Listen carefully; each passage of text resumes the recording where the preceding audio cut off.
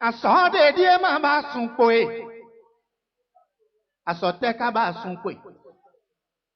Asote ba sun poe. Beto mai sun de ma bo asone on kele ni makon. Me okun ande jan pere do we fo wen ka uri sun. Avocat kon bonu se o ma wili mene on sun bonu. Ele do we zan odo de bo wen ni wa. E me yo lo we na da pe yi do me de ogun. Ana kwene o. Ana habaro jibo do we kon pe da. Ai hu en pe me o. Agba me ton seno donu me lo tu e akuru no donu e ogbeze moro. Ele mo sien. E sien mo kaka deji bo ze ukale deji. Emi mano kwe do sen o. Avocazo ato de kuna blo kaka o ko kwe ko. Le do bodo ne mi we o mo jan e da se egbe mi we. Mo jan da tin pando ne mi we. Amwe mi kanu do ko. Bemende fokwe lo ologede me mi no tenpon. Bono de deme beno jeti o. Akuru no ekpera de deme mi. Emi ton lo ho. Eme na gwa lo ne mi o. Ekuna ha o. Nwe zon mo gbeze karo kone on di. Eteji medio emi no ton. Emakale doji medio emi no ton. Aso tu etuntun o ton. Eno wa bodu ndeme bele ikenwe ne. Dion ni o na we. Kwa hikwe na ekbetozo kuno ukode mego dizande na lulu. No e huyen kado kone o. E apoche ma osen. Ninu che ma osundo. Na iche ma bonu ba. Tie kentoli doji ena momi de o. Ena momi de vlapoya. Ena momi ya. Beze fon ijan iwe. De tegbe. Ena kpanlin se wole on me jena zombo yi. Sun gwewe. Kuigba apoton lanvoye na dona. E sema jinde aboni. Ena odobo toni me hon. E kuno dio. Ati pasa ni o male ba he teko kaka o chiki kono wa. Ajina ku gelu. Aduche kun sonale pa fo taro. Afide me kon. E sebo gbe. Makurio na dona jalono buro sebo tenkon. Na krokro se ogbe. Makurio ma dona jalono buro sebo tenkon. Nwa gba oji fi. Po fi je na bo ipe tintine ni. Wa wumi kwere jan kwe boni. Akotono le kwe okon mi gbe o. Edonade adime mi che o donu kon ro. Jenu kon trele. Wa hi kon yo ni toni. Ina sundo. Dagbe mpone bo se bo blone. Na o da honu bo ni onu gbe kon. Na o ka ku je tore jame o. Asi feme e makudo. Agbani se wole. O we se na mi o pe zaguno. We o mana diere. O se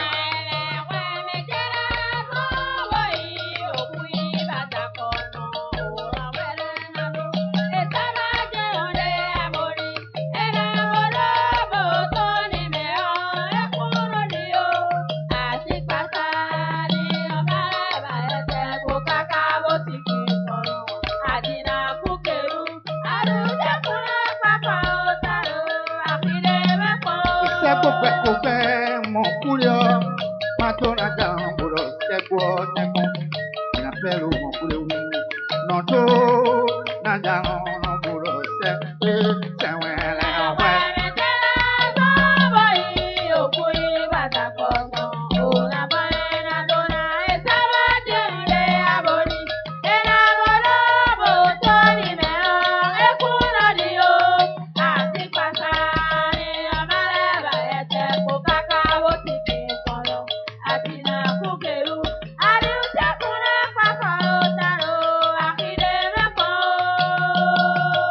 je fi sunu jore gbedoko je kanu akwe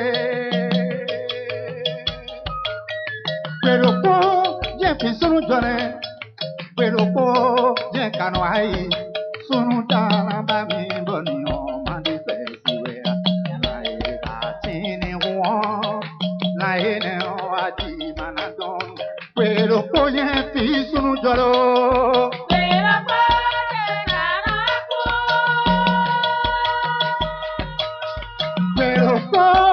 Sunu jae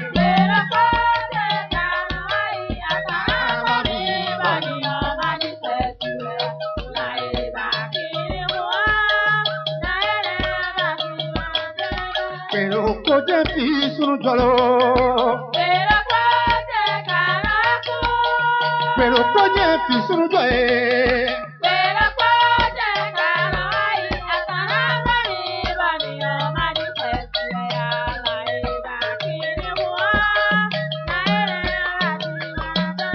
Pero projet fi sunu joye.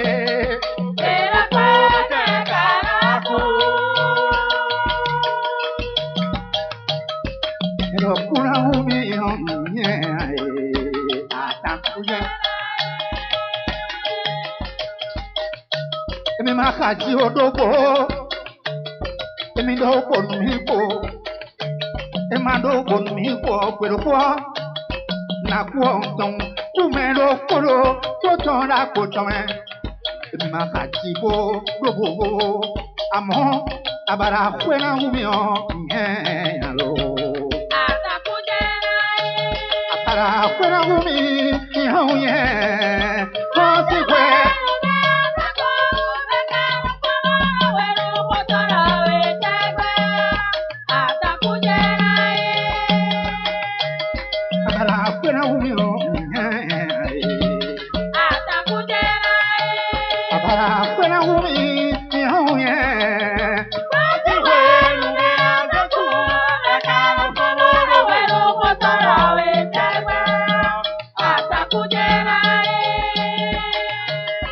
Kaji odogo kumero koroko tonda kotonwe. Edogo numipo emadogo numipo na waku amo abara kwena gumi onye balapo. Abara kwena gumi onye.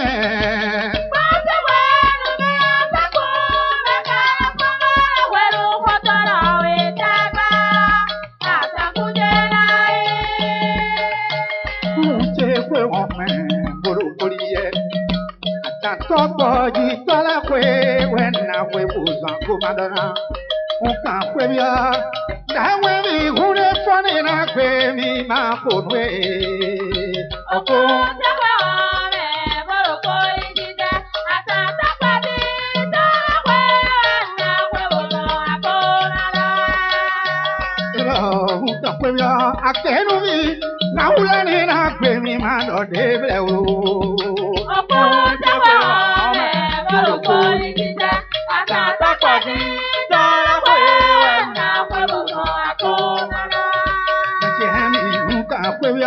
Chiba, you is in a queen, now for no.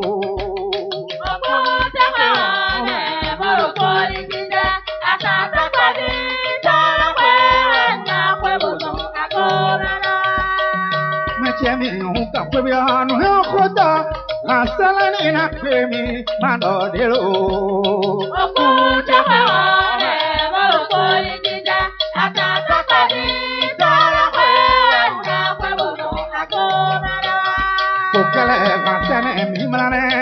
No bichele si value yeni kujewe okujewe hone oroko ni dida atata kodi tawe na kweboto akobara mechemi unka kwebia no de wata le mi bana bero okujewe hone oroko ni dida atata kodi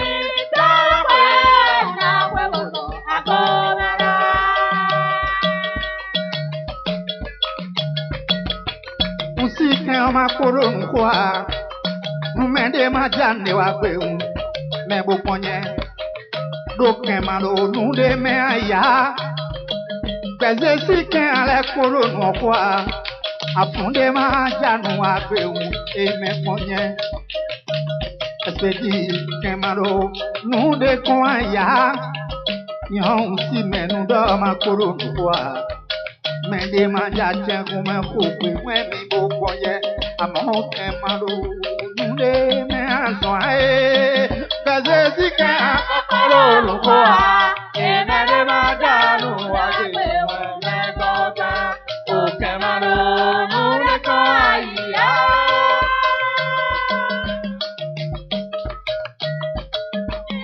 sika makoro lokoa enade ma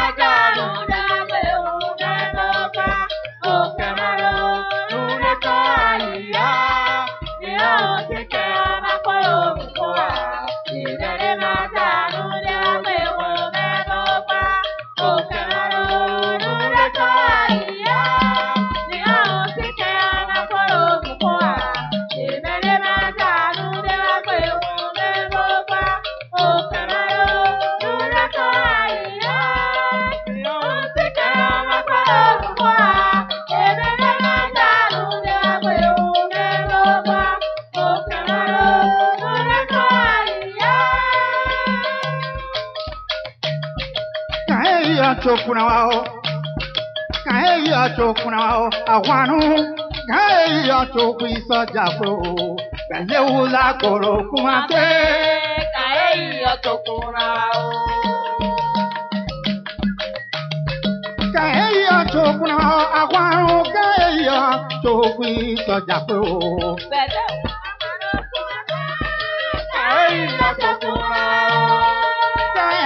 Chokuna wano kai ya chokwi so jakwe o ewura koro kumase kai ya chokuna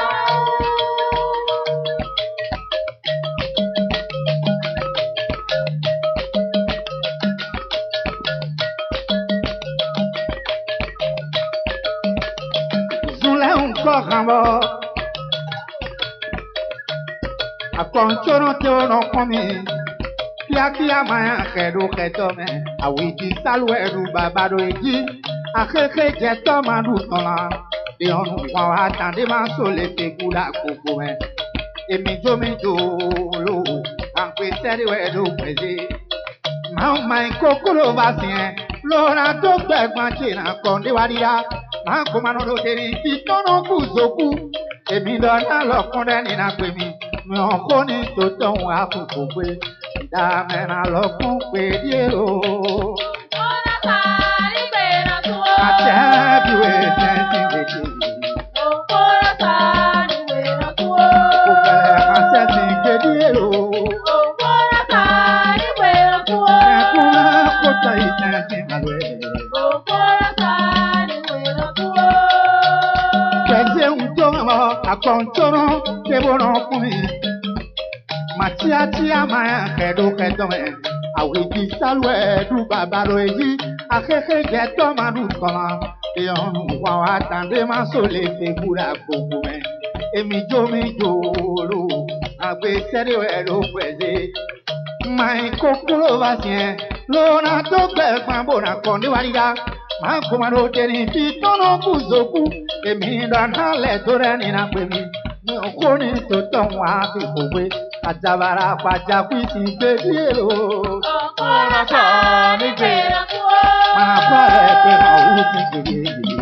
Ora sari bena tuo. Ajabara potari bedielo. Ora sari bena tuo. Potada posi bedielo. Ora sari bena tuo. Potada po bedielo. Ora sari bena tuo. Potada posi bedielo. Kazeni pedielo. Ora sari bena tuo. Potada polesi bedielo. Ora sari bena tuo.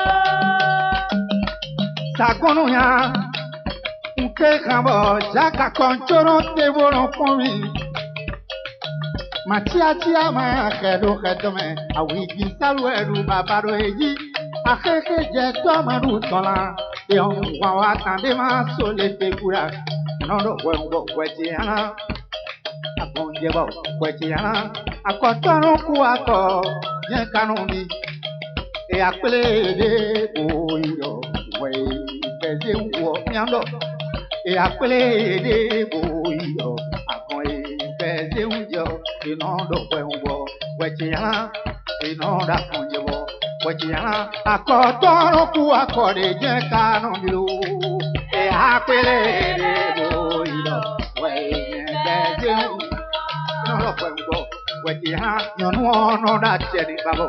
Wekiha, akotono ku akore nye kanabi.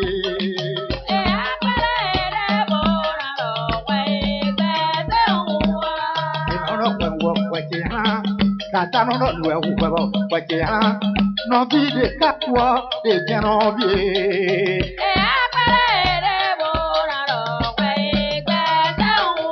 Inono kwengo wekiha, apune honoro akonjewo wekiha. Akale tono no kwenyewo wekiha, akotono ku akoje kanabi.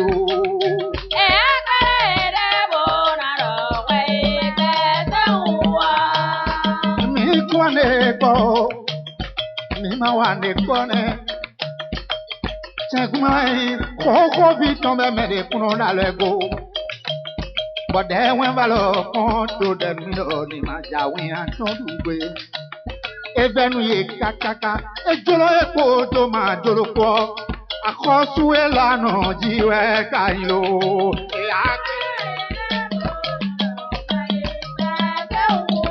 Inú ọlọ́pàá ń wọ wẹ̀kì yàrá. Ìyọnu ọlọ́pàá ń wọ wẹ̀kì yàrá. Àkọ́tọ́nù dé kákó akọ̀yìn kanú mi o.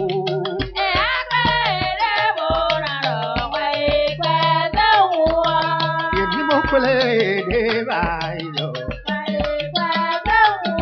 Inú ọlọ́pàá ń wọ wẹ̀kì yàrá. Bóyá ọ̀nà wẹ̀ ń wọ wẹ̀kì yàrá. Àkọ́tọ́nù kú akọ̀dé yẹn kanú mi o.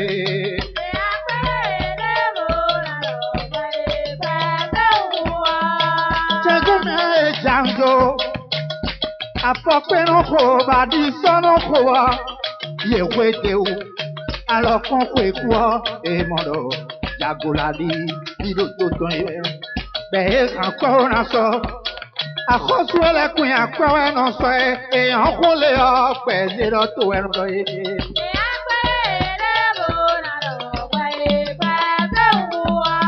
Ani ma wù pẹ̀lẹ́. Akawe te ba mi ba un gbe ro kenton e.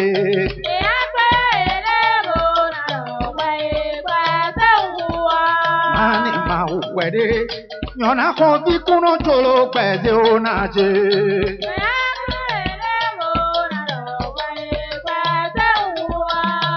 Dokuna khotono. O je me de sugudo ono ilo no we.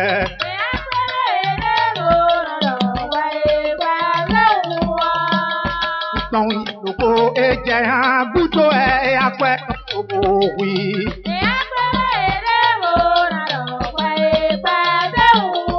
Ẹ̀rọ wẹ̀ ń wọ̀ wẹ̀jẹ̀ hàn màmá wẹ̀jẹ̀ ń wọ̀ wẹ̀jẹ̀ hàn. Àtúntàkùwò wẹ̀jẹ̀ hàn kúnẹ́ gàzó ọ̀nàdọ̀ wẹ̀jẹ̀ hàn. Wẹ̀ká kúmẹ̀ ẹ̀ pẹ̀sẹ̀ lọ ń wé.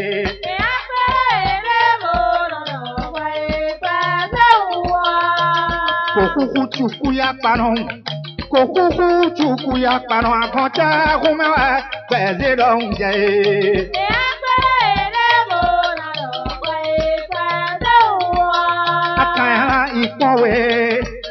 Akayana ikpowe, ahonu gaga biyan eya, zumi ma zuweli to akon dekwentwe.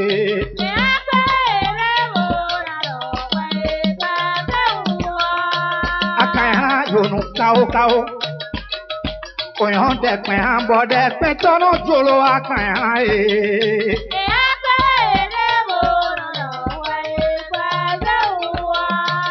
Máa wù pẹ̀lẹ́ àgàwẹ̀ ẹ bá mi bọ́ mẹ́ kókó má jòló pẹ̀lẹ́.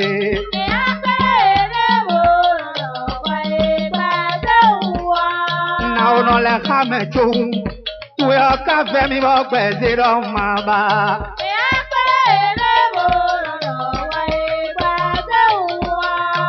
Yọ̀nà kò bí kọ̀jẹ́, màmá mọ̀jẹ́ màkàígbó, mọ̀jẹ́ tọ̀pẹ́ lẹ́nu àdázànú àṣírí.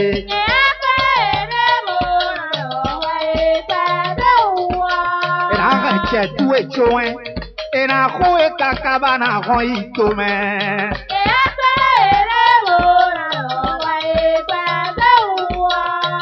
Ìnáwó èdè. Era ho ehukutu tọkàn ló gbalẹ̀.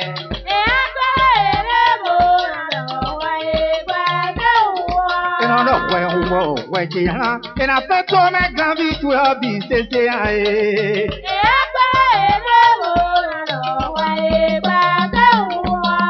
Gàdé wa gbà kọ́ tọ́mọ, pẹ̀sẹ̀ máa ń ẹlẹ́sọ̀ pẹ̀sẹ̀ kan ló rọ yìí.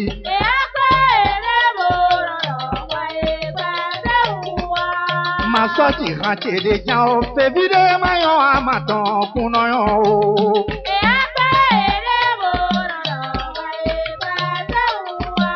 Ìdòkóná jẹ́ ìmàfínù, mi bó ti dé bò ní ìdòkóná náà tó tu ẹ mẹ́.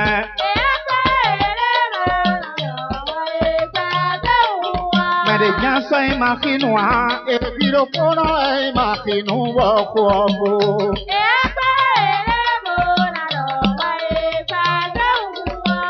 Afọkànnù bíbí de ọ, àtẹ́jíwé de wẹ́ndọ̀ nù mí ní ma pọ̀.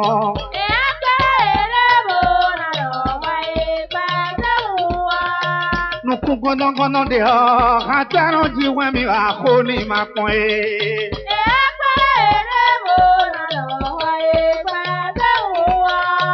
Emele hana ito kiwe no dasa, sobe rozunzun miwe. Oko no foni, na etu ero to isahu, no iba kwe ni bono pon bibe di me pon.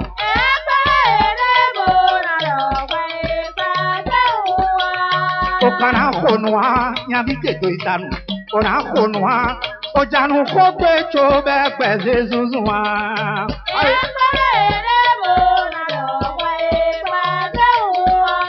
Balẹ̀ tó wọ́n wẹ̀ ètò wọ́ yọ pábínú bá yànnà kóbi èzùn ẹ̀ ọ̀nù dẹ̀ náà jọ́gùn nù ọ̀nà ìjọ máa pọ̀n. Mẹ́ríkà ìmẹ̀nẹ̀lẹ̀ mẹ́rìmẹ̀nẹ̀lẹ̀ mẹ́rìmẹ̀nẹ̀lẹ̀.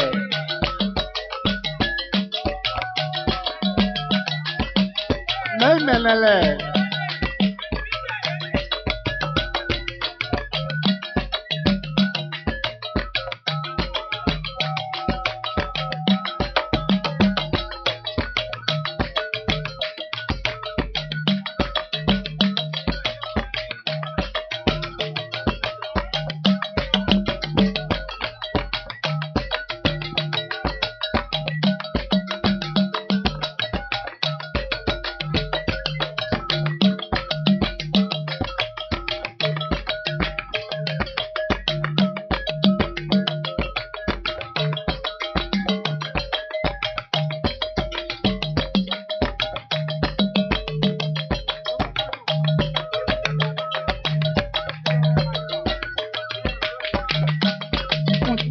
Tout accordé un verre à son qu'elle est où t'ordé.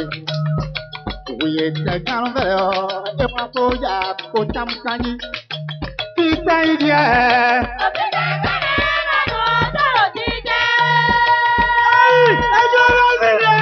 La colonne yonda, ni on ou tout j'ai la colonne et ma faute est un joli, mais si pédio. Même à nos hasins d'aide à Garano. Kota media.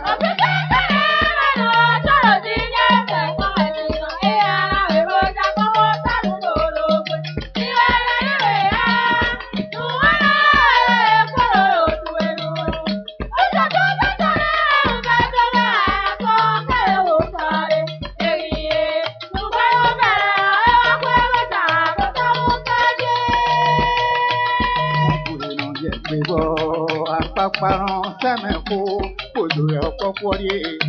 Nìjẹ́rán kò lè iná bára fẹ́lẹ́ gbèsè. Lòbònà fọ́nrán káká sẹ́gbóná mẹ́wọ́n kólóbó mọ́ e. Yé náà sì kú pa èmi náà sì kú kó kó tán sí mẹ́lẹ́ dènà kó iná jẹ gbé. Paparan sẹ́mẹ̀kó kòjò rẹ̀ ọ̀pọ̀pọ̀ rí e. Nìjẹ́rán kò lè iná bára fẹ́lẹ́ gbèsè.